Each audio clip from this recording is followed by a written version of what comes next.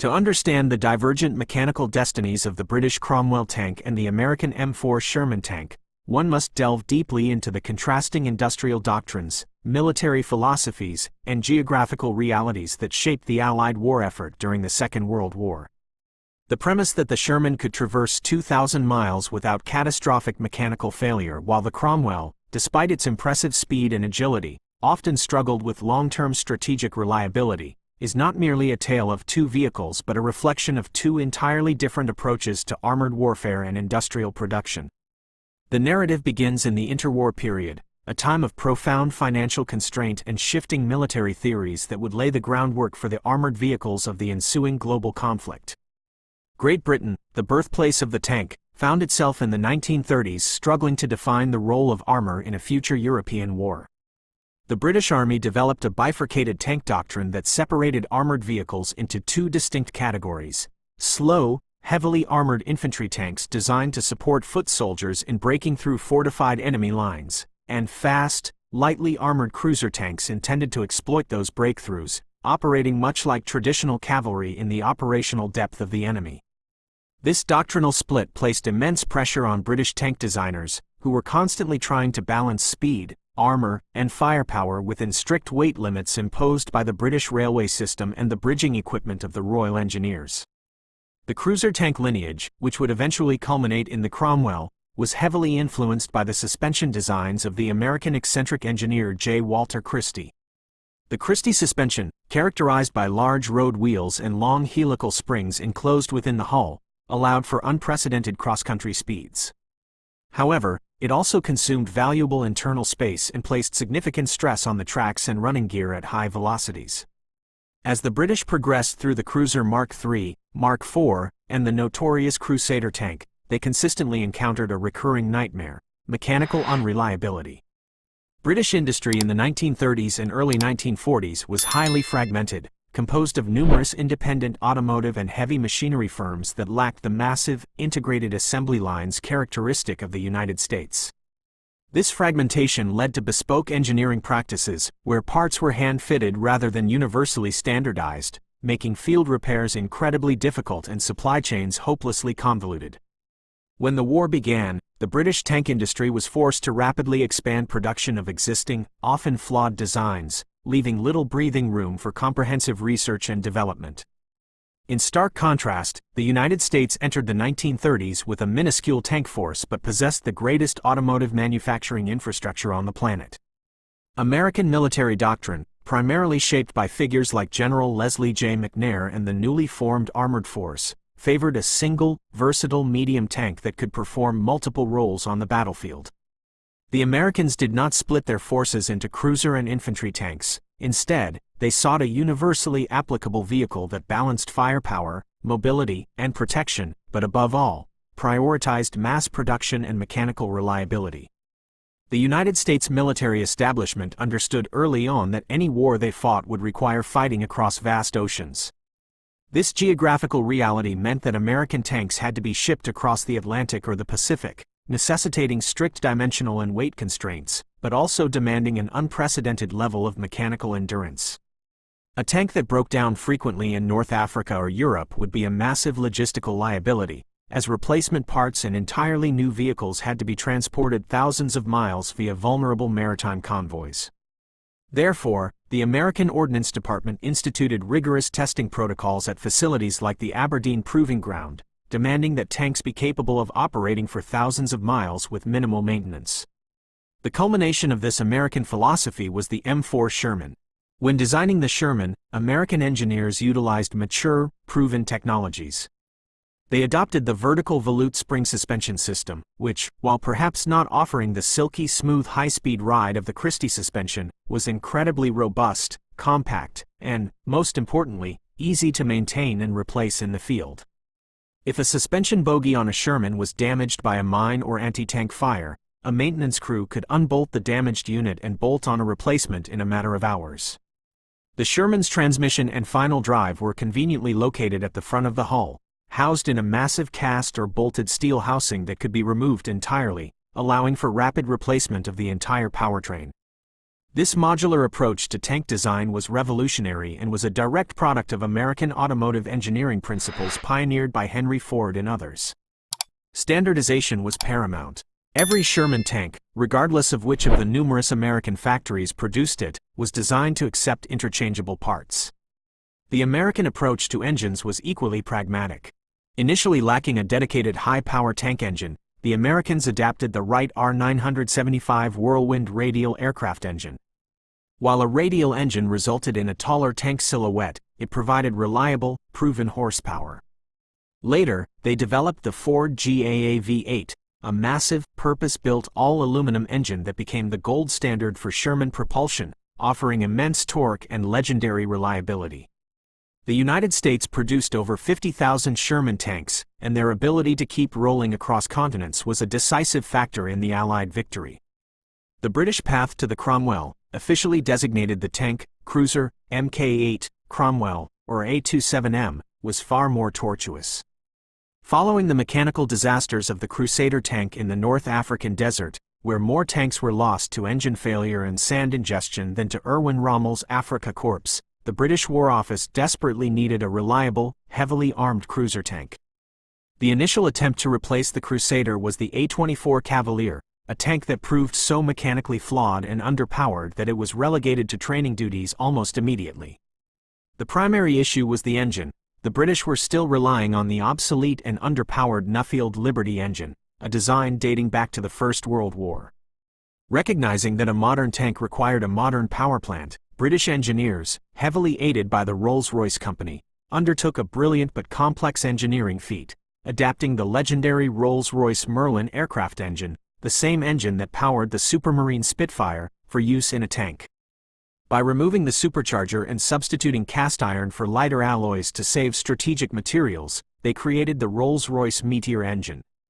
The Meteor was an absolute monster of an engine for its time, producing approximately 600 horsepower, nearly double what the earlier Liberty engine could generate.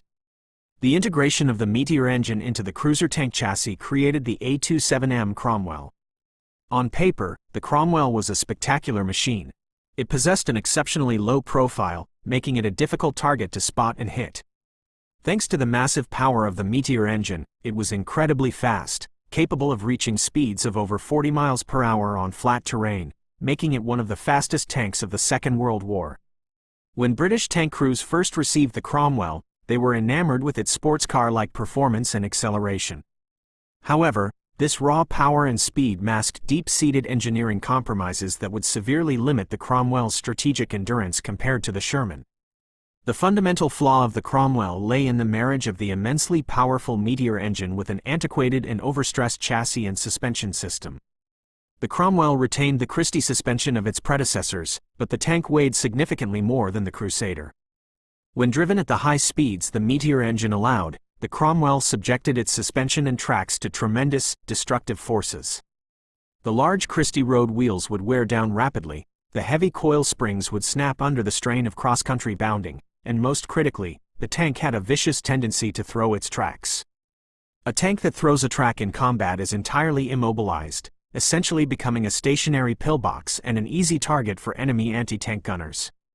Furthermore, the internal layout of the Cromwell was dictated by the massive size of the Meteor engine and the intrusion of the Christie suspension springs into the fighting compartment. The engine bay was incredibly cramped, making routine maintenance a nightmare for the crew. While American crews could easily access the Sherman's engine components, British crews often had to undergo grueling, hours-long procedures just to perform basic servicing on the Meteor. The maintenance burden was exacerbated by the fact that the Cromwell's design did not facilitate easy, modular replacement of major assemblies in the field. When a Cromwell suffered a major mechanical failure, it often required specialized heavy recovery equipment to drag it back to a dedicated rear echelon maintenance depot, taking the tank out of action for days or weeks. The British industrial base, while producing miracles like the Meteor engine, still struggled with quality control and standardization across its dispersed manufacturing network. Minor variations in tolerances between parts produced by different factories meant that spare parts sometimes required hand filing or modification in the field to fit properly, a frustrating and time-consuming process that the standardized American logistical machine had entirely eliminated. This lack of standardization extended to the tank's armament as well. While the Sherman was primarily armed with a standardized 75mm gun, and later a 76mm gun, capable of firing effective high-explosive and armor-piercing rounds, the Cromwell was initially designed to mount the 6-pounder high-velocity anti-tank gun.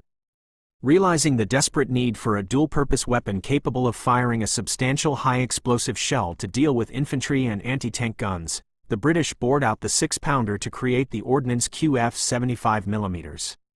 While this gave the Cromwell a weapon equivalent to the standard Sherman, it was a compromise forced by the physical limitations of the Cromwell's turret ring, which was too small to accept the larger, much more powerful 17-pounder gun without a massive, complex redesign, a redesign that eventually resulted in the Challenger and Comet tanks.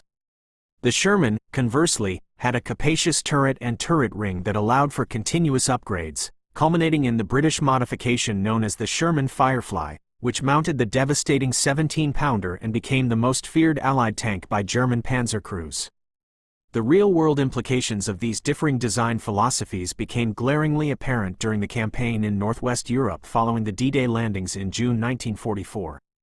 When the Allies finally broke out of the Normandy bocage during Operation Cobra and began the rapid pursuit of the retreating German armies across France and Belgium, strategic mobility became the paramount metric of success. This was not a slow, grinding war of attrition, but a war of rapid movement, exploiting gaps in the enemy lines and driving deep into the German rear echelons. It was in this environment that the American M4 Sherman demonstrated its true brilliance, completely validating the Ordnance Department's obsession with reliability and endurance. Armored divisions equipped with Shermans were able to conduct sustained, high-speed marches covering hundreds of miles with remarkably low attrition rates due to mechanical failure. The American logistical tail, fueled by standardized parts, massive stockpiles, and highly trained mobile maintenance battalions, kept the Shermans rolling. The tanks were essentially treated as consumable but highly durable industrial products. The 2,000-mile benchmark often cited regarding the Sherman was not merely a theoretical specification but a practical reality demonstrated in the European theater. Tanks would operate continuously, requiring only basic daily maintenance, checking fluids, tightening tracks, greasing fittings, tasks that the crew could easily perform themselves. When parts did wear out, the modular design allowed for rapid replacement at the battalion level, without requiring the tank to be shipped back to a major depot. This unprecedented operational readiness rate meant that American commanders almost always had a numerical superiority on the battlefield, not just because they produced more tanks, but because a far higher percentage of those tanks were actually operational and ready to fight on any given day. The British armored divisions, notably the 7th Armored Division, the famous Desert Rats, were equipped with the Cromwell during the Normandy campaign and the subsequent breakout. In combat, the Cromwell's low profile and high speed were undeniable assets. In short, sharp engagements, a Cromwell could often outmaneuver the heavier, slower German Panzer IVs and Panthers, using its acceleration to gain a flank shot or to rapidly retreat from an unfavorable engagement. The Meteor engine provided a tactical agility that Sherman crews sometimes envied.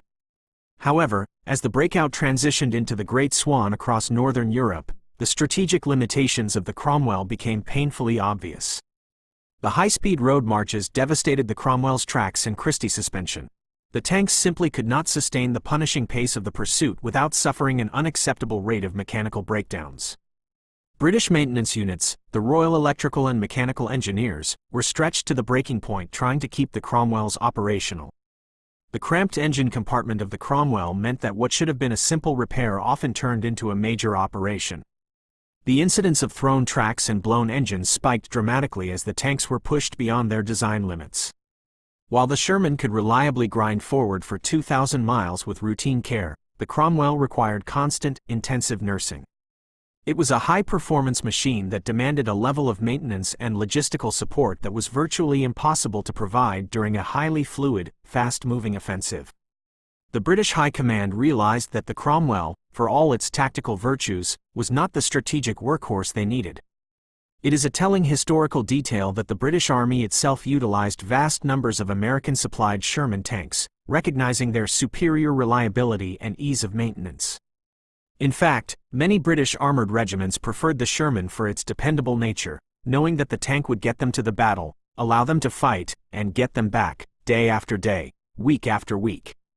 The Cromwell, while eventually evolving into the highly successful Comet tank late in the war, which addressed many of the suspension and armament issues, remained a specialized vehicle, plagued by the legacy of compromised interwar design decisions and a fragmented industrial base.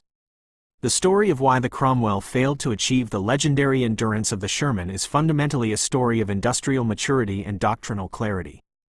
The United States approached tank design with a clear vision of global warfare, prioritizing standardization, modularity, and brutal mechanical reliability over absolute peak performance in any single metric.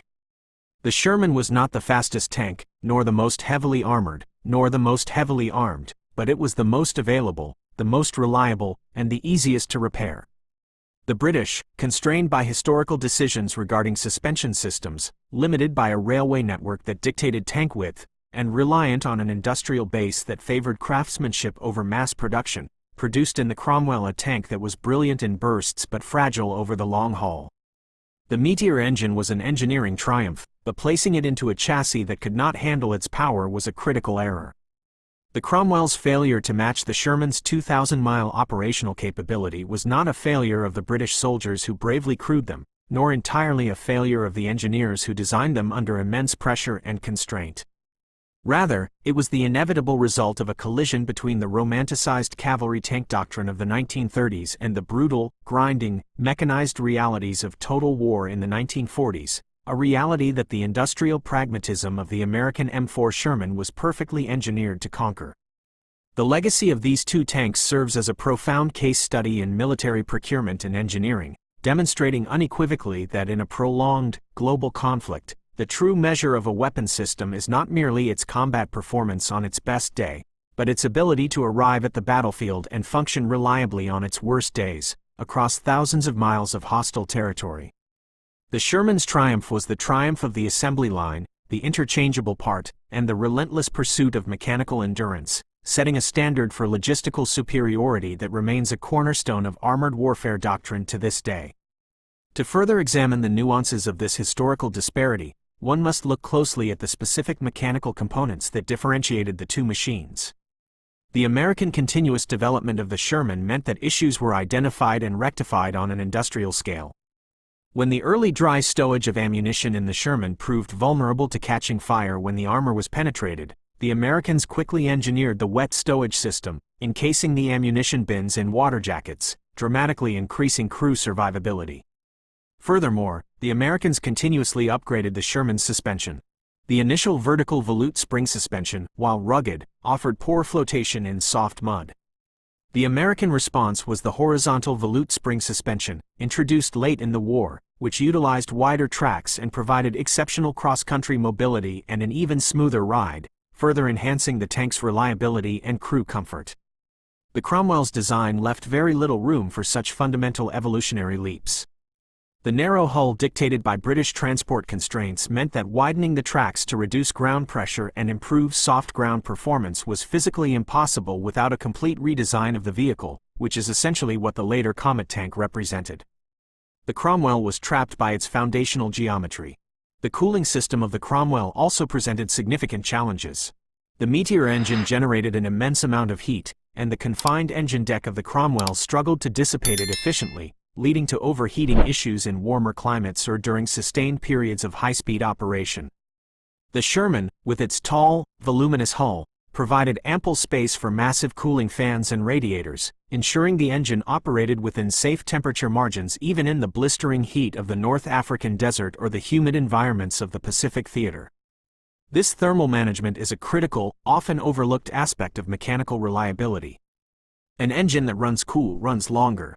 The American engineers prioritized thermal efficiency, recognizing that heat is the enemy of mechanical endurance.